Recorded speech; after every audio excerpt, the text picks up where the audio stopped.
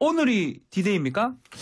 그러니까 저희가 무슨 뭐 운명의 날, 디데이 이런 게 너무 많아요. 계속 얘기해서. 예, 뭐 하루 이틀이 아닌 것 같아요. 네. 운명의 날이 너무 많아가지고 뭐 어찌저찌 또 당연히 또 굴러가고 있습니다. 근데 네.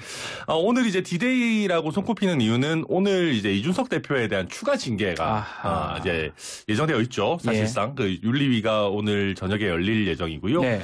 그리고 이제 이준석 대표가 그 정진석 비대위를 상대로 제기해놓은 가처분들도 뭐 이르면 오늘 아니면 뭐 이번 주 중에 결정이 나오지 않을까 이렇게 뭐 예상이 되고 있습니다. 그래서 국민의힘 디데이 사실 엄밀히 말하면 국민의힘의 디데이가 아니고 정진석 비대위의 디데이가 아닌가 생각도 드는데요. 네, 약간 엄밀하게 말하면 네. 일단은 이 전 대표는 6개월 당원권 정지된 상황이잖아요. 네. 추가 징계가 오늘 만약에 의결이 되거나 한다면 후폭풍이 좀 있을 것 같아요.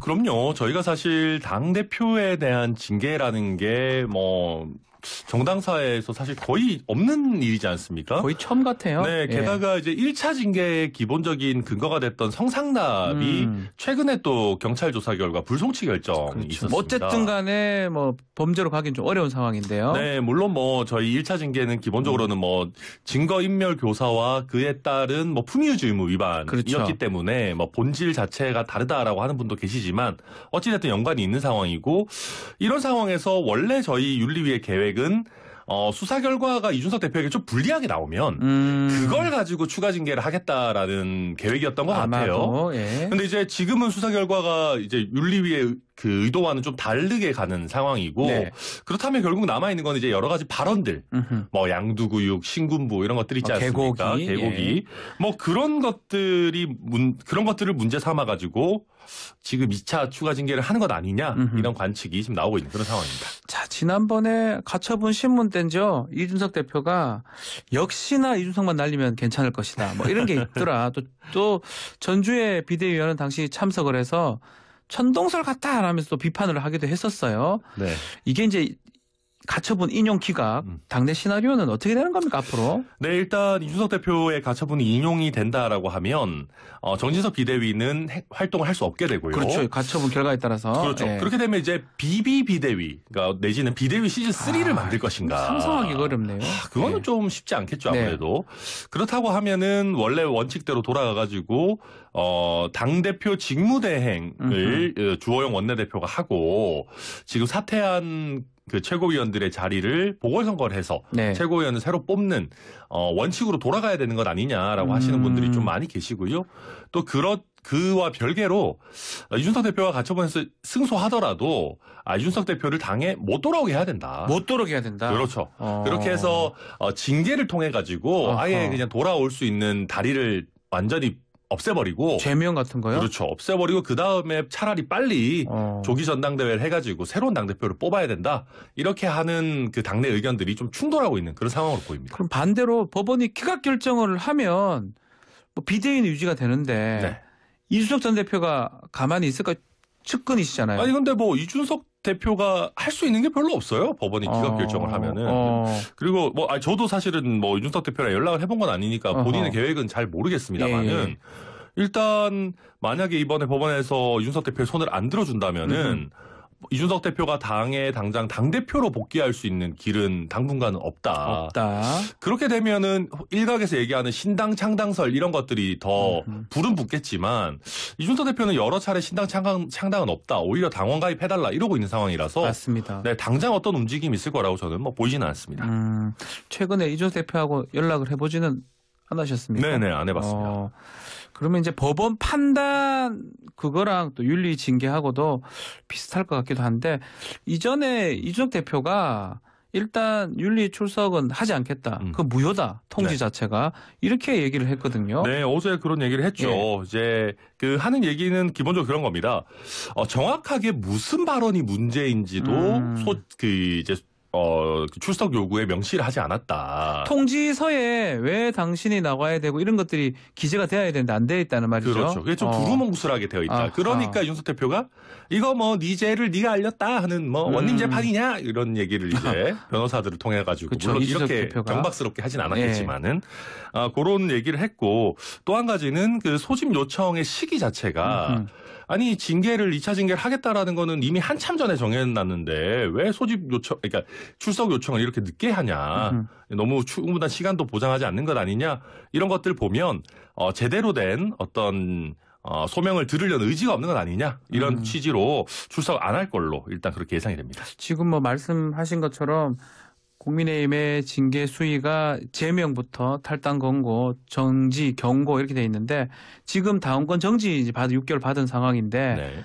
당원권 정지를 늘리는 방향 이것도 징계로 쓸 수 있을까요? 네, 쓸 수 있습니다. 그래서 당내에서는 당원권 정지 뭐 2년, 3년 같은 2년, 3년 나오고 있죠. 네. 그렇게 해가지고 아예 돌아올 수 있는 시기를 굉장히 뒤로 늦추거나 또 그렇게 되면은 사실 총선 공천도 물 건너가게 됩니다. 당원권 정지되면 총선 공천 받기 어렵겠죠. 네, 예. 그래서 그런 것까지 염두에 둬서 장기간의 당원권 정지나 뭐 말씀하신 뭐 제명이나 탈당 권유도 사실 제명이거든요. 제명에 가까운 거니까요. 근데 이제 탈당 권유나 제명 같은 경우는 제명이잖아요. 네.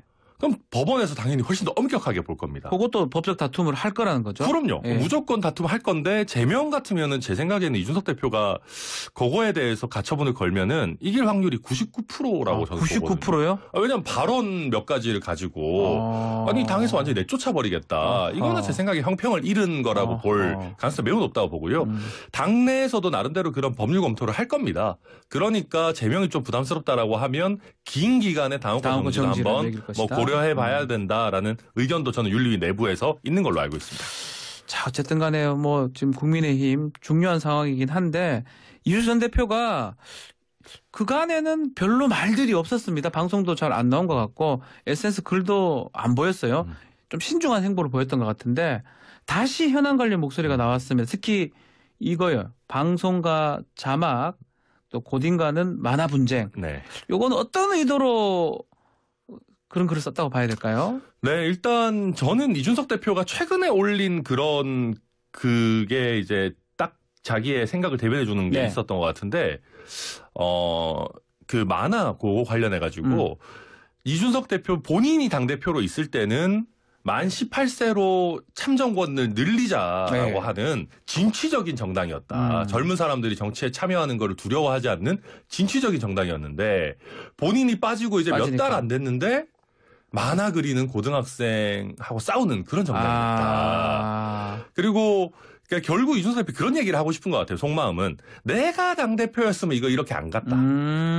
예를 들면 뭐 바이든 날리면 사태 이런 거 있을 때도 이준석이 당대표였다면 조금 더 뭔가 민심에 부합하는 형태로 진행되지 않았겠느냐. 이번 만화 그리고 그것도 이게 이준석이 당대표였다면 이렇게까지 했겠느냐. 그런 의도가 있었을 것이다. 그렇죠. 그거를 사람들로 하여금 좀 상상하게 하는 그러면서 점점 더 국민의힘 지지층으로 하여금 야, 지금 당 주류보다는 이준석 대표가 차라리 대표하던 시절이 더 나았다. 이준석이 주도하는 게 낫겠다라는 생각이 들도록 하는 그런 포석이 깔려 있는 것 같아요.